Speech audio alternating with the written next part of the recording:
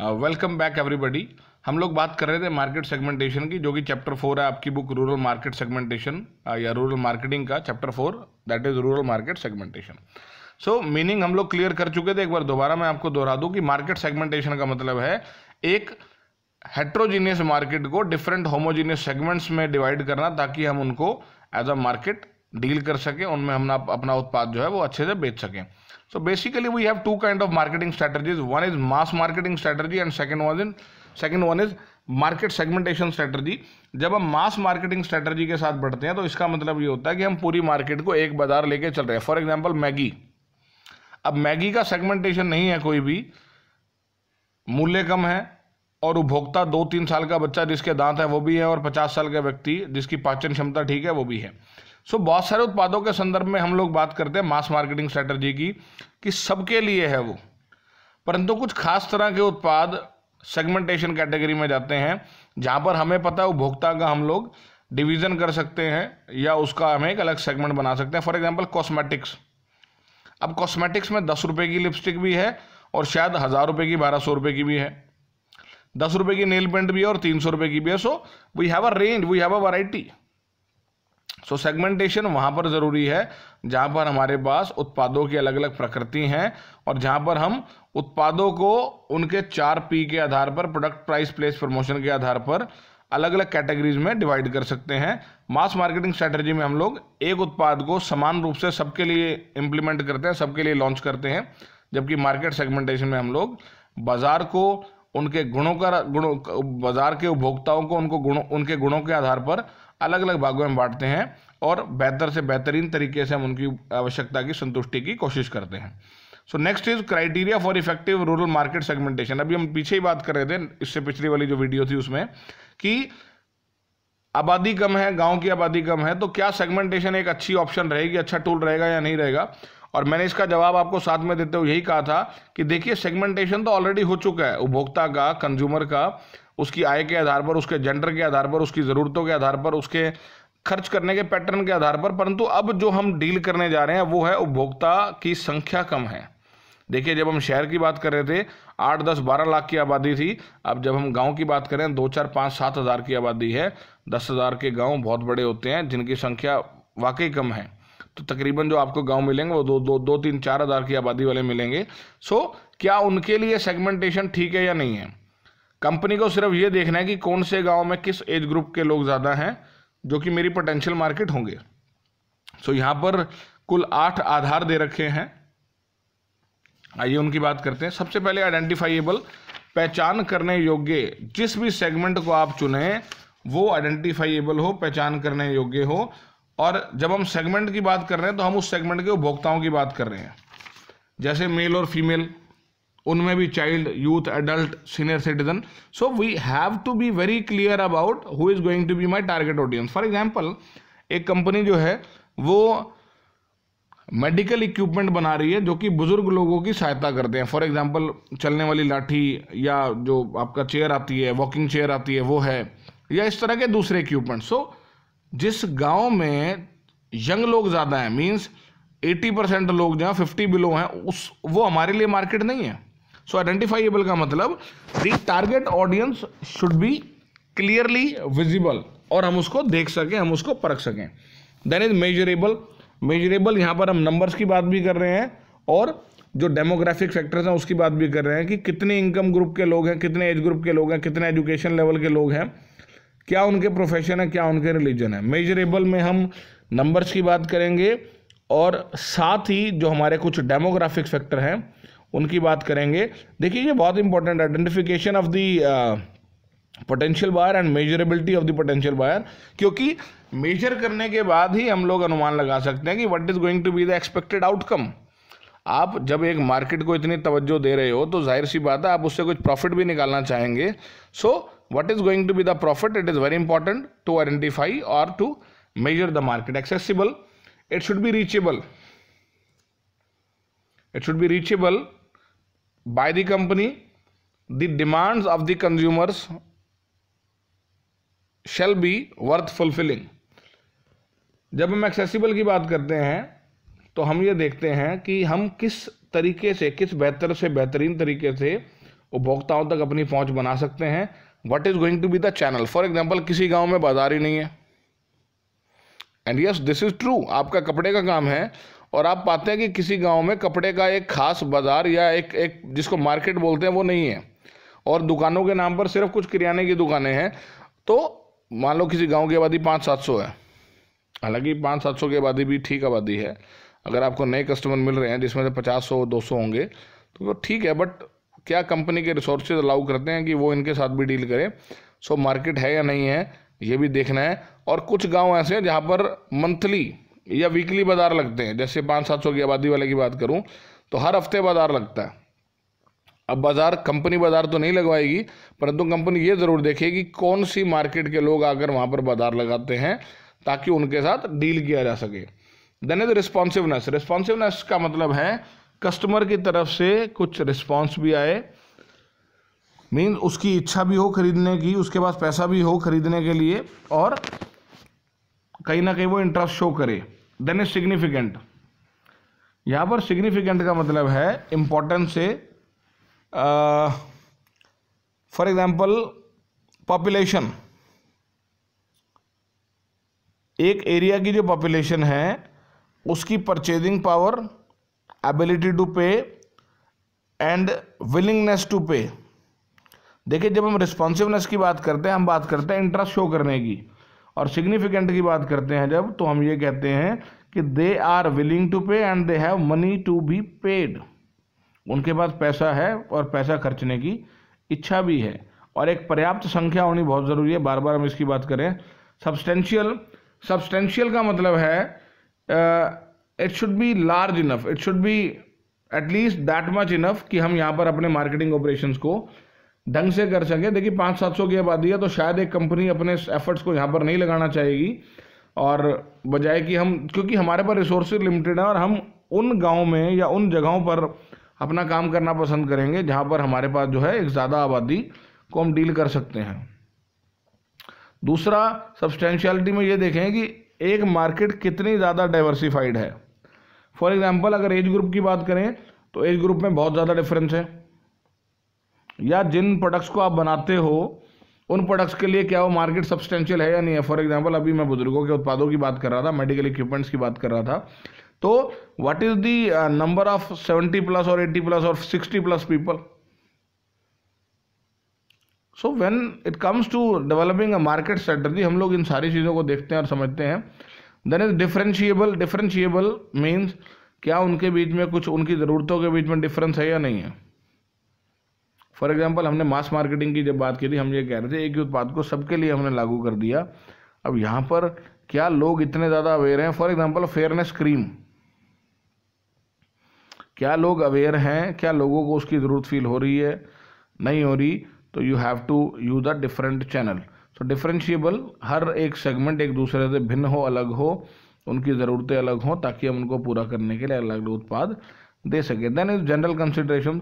General consideration में हम factor लेते हैं कि ग्रोथ का पोटेंशियल क्या है, प्रॉफिटेबिलिटी क्या है, ट्रांसपोर्टेशन फैसिलिटीज़ क्या हैं, कॉम्पिटिटर्स कितने हैं, और लोकल कस्टमर की अवेयरनेस का लेवल क्या है। बहुत सारे लोग हैं जो लूज प्रोडक्ट्स को अच्छा मानते हैं, बहुत सारे लोग ऐसे हैं जो पैक्ड प्रोडक्ट्स को अच्छा मानते हैं। So what is going to be the market, आप किस तरह से उसको सोच रहे हैं डेवलप होगी, उसमें प्रॉफिटेबिलिटी आपको दिख रही है नहीं दिख रही, ग्रोथ करने के चांस आपको दिख रहे हैं नहीं दिख रहे। So these are the criterias for rural market segmentation. जब आप मार्केट सेगमेंटेशन की तरफ जाएंगे तो इन सबको आपको देखना पड़ेगा और देखना चाहिए भी। Now let us move to the next slide, that is basis for rural market segmentation. क्या क्या बेसिस हैं इसके? बेसिकली 4 में हमने इनको डिवाइड किया, ज्योग्राफिक, डेमोग्राफिक, साइकोग्राफिक और बिहेवियरल सेगमेंटेशन। आइए स्टार्ट करते हैं ज्योग्राफिक सेगमेंटेशन के साथ। देखिए जब हम जियोग्राफिक सेगमेंटेशन की बात करते हैं हम बात करते हैं एरिया की, लोकेलिटी की, और इनमें हम बात करते हैं रीजन की, डेंसिटी की, क्लाइमेट की, अर्बनाइजेशन की, सिटी साइज की और एरिया की। नाउ सबसे पहले region north east west south. देखिए हिंदुस्तान एक ऐसा मुल्क है जहाँ पर आपको तरह तरह की भाषा, तरह तरह की विविधताएं लोगों में, लोगों के टेस्ट में, लोगों की प्रेफरेंसेस में, अकॉर्डिंग टू एनवायरनमेंट। और देखिए इस मुल्क पर कुदरत की अपार मेहर है कि आपको गर्मी, सर्दी और सारे मौसम जो हैं अच्छे से देखने को मिलते हैं, और आप उसको, और नॉर्थ इंडिया पे ख़ास तौर पे, क्योंकि हम जो है हर तरह की कंडीशन में रहते हैं यहाँ पर। सो अगेन जोग्राफिक सेगमेंटेशन क्या हो सकता है एक कंपनी के लिए, अगर मेरे पास रिसोर्सेज अच्छे हैं तो मैं नेशनल और इंटरनेशनल की तरफ जा सकता हूँ। मेरे पास रिसोर्सेज कम हैं तो नॉर्थ ईस्ट वेस्ट साउथ 4 दिशाएं हैं हमारे पास। इन चारों दिशाओं में 6-6 7-7 स्टेट हमारे आते हैं। फॉर एग्जांपल अगर नॉर्थ की मैं बात करूँ तो जम्मू कश्मीर, हिमाचल, पंजाब, हरियाणा, यूपी का कुछ हिस्सा, या पूरा यूपी आप लगा लीजिए, दिल्ली और राजस्थान का कुछ हिस्सा हमारे पास आ गया। और अगर मैं वेस्ट की बात करता हूँ तो हमारे पास राजस्थान आ गया, गुजरात आ गया, महाराष्ट्र का कुछ हिस्सा आ गया, मध्य प्रदेश का कुछ हिस्सा आ गया, यूपी का कुछ हिस्सा आ गया। और इसी तरह अगर ईस्ट की बात करता हूँ तो ईस्टर्न स्टेट्स, छोटे छोटे स्टेट्स हैं, तो वहाँ पर काफ़ी संख्या है, उनको कवर किया जा सकता है। साउथ की अगर मैं बात करूँ तो महाराष्ट्र जैसे बड़े स्टेट हैं वहाँ पर, तमिलनाडु जैसे स्टेट हैं वहाँ पर। तो आप ये देख सकते हैं कि आप किस एरिया के लोगों की ज़रूरतों को बेहतर संतुष्ट कर सकते हो, या आपका सब जो प्रोडक्ट है वो मास मार्केटिंग वाला है तो फिर आप उसको उस तरीके से देखेंगे। Density, highly populated, moderately populated और लेस पॉपुलेटेड। देखिए यहाँ पर डेंसिटी से हमारा अभिप्राय उपभोक्ताओं की संख्या से है, आप किस एरिया में डील करना चाहेंगे। यहाँ पर गौर करने लायक बात यह है कि आपका जो उत्पाद है वो कैसा है। फॉर एग्जांपल कुछ कंपनी ऐसी है जो एक्सट्रीम कस्टमाइज्ड प्रोडक्ट बनाती हैं, जैसे गाड़ियाँ और एरोप्लेन्स की मैं बात करूँ तो उनके लिए जो कस्टमर है they are very less populated. एक गाड़ी थी, मुझे ध्यान नहीं, शायद 4 करोड़ रुपये उसका मूल्य था, और शायद पिछले साल 2018-19 में उस गाड़ी की सिर्फ 4 यूनिट पूरे विश्व में बिकी थी। 4 करोड़ रेट था या 8 करोड़ रेट था, इतना ही रेट था। तो आपको ये देखना है कि मेरी डेंसिटी है वो कैसी है। फॉर एग्जांपल मेरा उत्पाद 5-7-10 रुपये का है, मैगी है मान लो, तो मैगी की हाईली पॉपुलेटेड, आप कौन सा एरिया चुनोगे, कैसा भी एरिया चुन लो, वहाँ पर उसकी परफॉर्मेंस अच्छी रहेगी। परंतु जब आप एक मार्केट का चुनाव कर रहे हो तो जाहिर सी बात है आप अपने उत्पाद के नेचर के आधार पर ये देखोगे कि मैं कौन से एरिया में डील करना चाहता हूँ। क्लाइमेट, होल्ड, कोल्ड, ह्यूमिड और रेनी, किस तरह के क्लाइमेट में आपका प्रोडक्ट अच्छा परफॉर्म कर सकता है, किस तरह के क्लाइमेट में जो है आपका उत्पाद चलेगा। Urbanisation, urban, semi urban, rural, slums, शहरीकरण के आधार पर, और हमारा तो वैसे भी रूरल है। City size, metro, big city, small cities, towns, villages, ये सारे कैटेगराइजेशन के आधार हैं। ये डिपेंड, अगेन मैं बार बार कह रहा हूँ कि ये इस बात पर करता है कि आपका उत्पाद जो है, सॉरी आपके रिसोर्सेज जो है कंपनी के, वो किस हद तक लोगों को संतुष्ट कर सकते हैं या कर रहे हैं। इसके बाद बात करते हैं डेमोग्राफिक सेगमेंटेशन की। यस, डेमोग्राफिक, मैंने पहले भी बताया था आपको कि जब हम डेमोग्राफिक्स की बात करते हैं हम जनसंख्या की विशेषताओं की बात करते हैं। सबसे पहला आधार जेंडर का, मेल या female. Then age and lifestyle, बच्चे हैं, टीनेजर्स हैं, यंग हैं, एडल्ट्स हैं या एल्डर्स हैं, क्योंकि इन सब की ज़रूरतें अलग अलग हैं। और आज की डेट में देखिए एक बड़ा फ़र्क आया है, जो अब जो हमारा चिल्ड्रन, जिसकी हम बात करें बच्चे की, पहले जब 20-30 साल पहले या 2-3 दशक पहले जो था, उस समय पेरेंट्स के पास पैसा कम था और बच्चे को इतना खुला हाथ नहीं दिया जाता था। आप कह लीजिए कि आबादी, बढ़ी हुई आबादी भी इसका एक बड़ा कारण थी। परंतु अब शायद इस तरह की चीज़ों से हम लोग ऊपर उठ गए हैं। अब चूंकि न्यूक्लियर फैमिलीज हैं, 1-1, 2-2 बच्चे हैं, तो माँ बाप बच्चे की ज़रूरतों को पूरा करने की हर संभव कोशिश करते हैं। Income, high income, middle income, low income, ये डिपेंड करता है आपके प्रोडक्ट का मूल्य कैसा है, किसको आपने डील करना है। लिटरेट, इलिटरेट, किसी वस्तु को इस्तेमाल करने के लिए किसी खास ज्ञान की आवश्यकता है। वस्तु के संदर्भ में जो है अवेयरनेस फैलाने के लिए आपको शिक्षित व्यक्ति की ज़रूरत है। डिपेंड करेगा एजुकेशन लेवल लोगों का, और ये डिपेंड करेगा आप, फॉर एग्जांपल लैपटॉप, अगर आपकी एक कंपनी लैपटॉप बना रही है तो जाहिर सी बात है आपका जो टारगेट ऑडियंस है वो लिटरेट सेगमेंट जाएगा। Occupation, farmer, wage earner, salaried, तीनों का इनकम पैटर्न अलग है तो एक्सपेंडिचर पैटर्न भी अलग होगा। So we have to see who is our potential by religion, Hindu, Muslim, Sikh, ईसाई, किस धर्म के लोगों के लिए आपका उत्पाद है। देखिए बहुत सारे उत्पाद जो हैं वो कॉमन है सभी धर्मों के आधार पर। मैंने पहले भी कहा था उत्पादों का बंटवारा नहीं हो सकता, परंतु जो खुशी और गम में इस्तेमाल किए जाने वाले उत्पाद हैं वो शायद कहीं ना कहीं फ़र्क पड़ता है। यहाँ पर एक बड़ी अच्छा एग्जांपल याद आया। फॉर एग्जांपल क्रिसमस की ड्रेस, सेंटा क्लॉज की ड्रेस, आप किसी भी धर्म के, उससे कोई फ़र्क नहीं पड़ता, परंतु क्रिसमस पे हर बच्चे की इच्छा होती है कि वो भी सेंटा क्लॉज बन के घूमे, क्योंकि उसने अपने पड़ोसी को देखा या उसके स्कूल में इस तरह के इवेंट हो रहे हैं। तो ये जो सेंटा क्लॉज की ड्रेस है इसकी मार्केट बहुत ज़्यादा विकसित हुई है पिछले 1 या 1.5 दशक में। Family structure, joint family, nuclear family, देखिए डिसीजन मेकिंग का फ़र्क है यहाँ पर।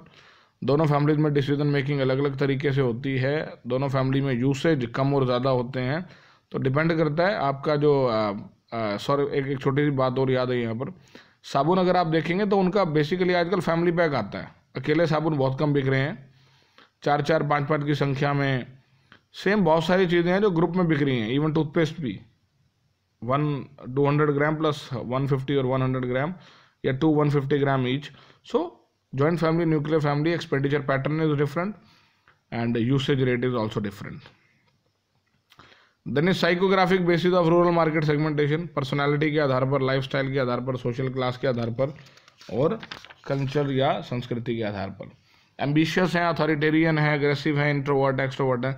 एम्बिशियस व्यक्ति वो होते हैं जो चैलेंज लेते हैं, जो उत्पाद को इस्तेमाल कर सकते हैं या जीवन में आगे बढ़ने की इच्छा उनकी होती है, नए नए उत्पादों के साथ वो जो है एक्सपेरिमेंट करते हैं। अथॉरिटेरियन जो सुपीरियर की भूमिका में रहना चाहते हैं, एग्रेसिव थोड़े से गुस्से में परंतु एम्बिशियस के थोड़ा नज़दीक। इंट्रोवर्ट्स चुपचाप रहने वाले, इनको जो दे दो वो कंज्यूम कर लेते हैं। एक्सट्रोवर्ट्स जो बढ़ चढ़ कर उत्पाद के संदर्भ में बात भी करते हैं और इस्तेमाल करने की इच्छा भी रखते हैं। लाइफस्टाइल, ट्रेंड सेटर्स हैं, फॉलोअर्स हैं, ट्रेडिशनलिस्ट हैं, लिबरल हैं, कंजर्वेटिव हैं। ट्रेंड सेटर अगेन जो लोग एक्सपेरिमेंट करने की इच्छा रखते हैं, कोई बाज़ार में नई फैशन या फेड आई तो कहीं ना कहीं उसको इस्तेमाल करने की इच्छा रखते हैं और लोगों को बताना भी चाहते हैं उसके बारे में। फॉलोअर्स, टीवी पे जिसने जो पहन लिया हमने उसको फॉलो कर लिया। कुछ कुछ होता है, फिल्म में शाहरुख खान ने एक टी शर्ट पहनी थी, लोगों ने उसको बहुत पसंद किया था और शायद पिछले 4-5 सालों तक वो टी शर्ट थी बाज़ार में। ट्रेडिशनलिस्ट, जैसे हम चल रहे हैं हम तो वैसे चलेंगे। लिबरल, खुले विचारों के लोग जो कि चीज़ों को एक्सेप्ट करने की क्षमता रखते हैं। कंजर्वेटिव, हर चीज़ को लेके थोड़ा सा एक संकुचित सा दायरा बना रखा है हम लोगों ने। Social class, upper class, middle class, lower class, देखिए यहाँ पर है ब्रांड कॉन्शियसनेस की बात और पेइंग कैपेसिटी की बात। फॉर एग्जांपल जूता अगर मैंने लेना है तो कितने पैसे में खर्च कर सकता हूँ। एक जूता उस दिन मैं देख रहा था, उसका मूल्य 70,000 रुपये था, 70,000 rupees for a pair of shoe. अब आदमी उसको पहन के जाएगा कहाँ। सो नॉर्मल रेंज क्या है, 300 है, 500 है, 1000 है, 2000 है, 10,000 है, 5000 है, ये कंपनी को देखना है। Culture, Japanese, Indian, south Indian, Hindu, ये जो कल्चर वाली बात है अक्सर इसमें कन्फ्लिक्ट है। खाने पीने की चीज़ें अलग हो सकती हैं, पहनने का तरीका अलग हो सकता है। अगर हम अलग अलग देशों की बात करें और अगर हम अपने इंडिया की बात करें तो हर स्टेट का अपना एक खास पहनावा और खाने पीने का जो है तौर तरीका अलग है, तो उस आधार पर आप जो है मार्केट को बांट सकते हो। इसके बाद है behavioural basis of rural market segmentation, व्यवहारिक आधार, यूसेज रेट, यूज करने वाला व्यक्ति कौन है, कभी कभी वाला, मध्यम, या जो लगातार इस्तेमाल करता है। डिपेंड करता है उत्पाद क्या है आपका। फॉर एग्जांपल मोबाइल, जब तक मोबाइल सिर्फ मोबाइल था, बात करने काम आता था, तो पूरे दिन में हम 1 घंटा 2 घंटा देख लेते थे। अब जो मोबाइल है वो मिनी कंप्यूटर आपका बन गया, वो कम्युनिकेशन का एक उसने बड़ा इम्पोर्टेंट जो है चैनल आपके सामने आ गया। तो अब ये 24 में से 24 घंटे ही आपके पास है, सोते हुए भी फ़ोन का ध्यान है हम लोगों को। So usage rate, then is benefit sort, quality, durability, prestige, efficiency की हम क्या एक्सपेक्ट कर रहे हैं। बहुत सारे लोग जब भी हम कोई उत्पाद लेते हैं तो हमारी कोई एक्सपेक्टेशन होती है क्वालिटी के संदर्भ में। फॉर एग्जांपल पीछे कुछ फ़ोन आए थे, चाइनीज़ फ़ोन थे, जिनका स्पीकर बहुत ज़बरदस्त था, जिनका जो वॉल्यूम था बहुत बढ़िया था, पर उनका क्वालिटी का इशू था, वारंटी का इशू था। ड्यूरेबिलिटी चलेगा कितना, अगर आप 15-20 हज़ार रुपये का फ़ोन ले रहे हैं तो आप उससे कुछ समय सीमा की भी उम्मीद रखते हैं, एक्सपेक्टेशन रखते हैं। प्रेस्टीज और एफिशिएंसी, एफिशिएंसी उसकी परफॉर्मेंस की बात करें, प्रेस्टीज उसको पहनने के बाद, उसको इस्तेमाल करने के बाद आपकी जो व्यक्तिगत प्रतिष्ठा है उस पर क्या फ़र्क पड़ रहा है। Loyalty, status, strong, weak, non loyal, किस तरह के लोग हैं। देखिए लॉयल वो हैं जो अंतिम समय तक कोशिश करते हैं कि उत्पाद के साथ रहें, और ऐसे बहुत सारे लोग हैं। वीक, जिनको कोई फर्क नहीं पड़ता, कभी कोई नॉन लॉयल तो हर बार चेंज ही कर रहे हैं। यूज़र स्टेटस, एक्स यूज़र्स जो पहले यूज़र्स हैं हमारे, फर्स्ट टाइम यूज़र्स पहली बार ले रहे हैं, रेगुलर एंड पोटेंशियल यूज़र्स जो वर्तमान में भी ले रहे हैं और पहले भी लेते रहे थे, और पोटेंशियल जो आगे हो सकते हैं। ओकेजन, फेस्टिव, मेला, वीकली हाट, ये जो मैं छोटे गांव की बात कर रहा था उसकी बात कर रहे हैं हम लोग। मैरिड टाइम, जब खर्चा आपने करना ही करना है। Place of purchase, village shops, हाट बाजार और नियर बाय सिटीज़ और मेला।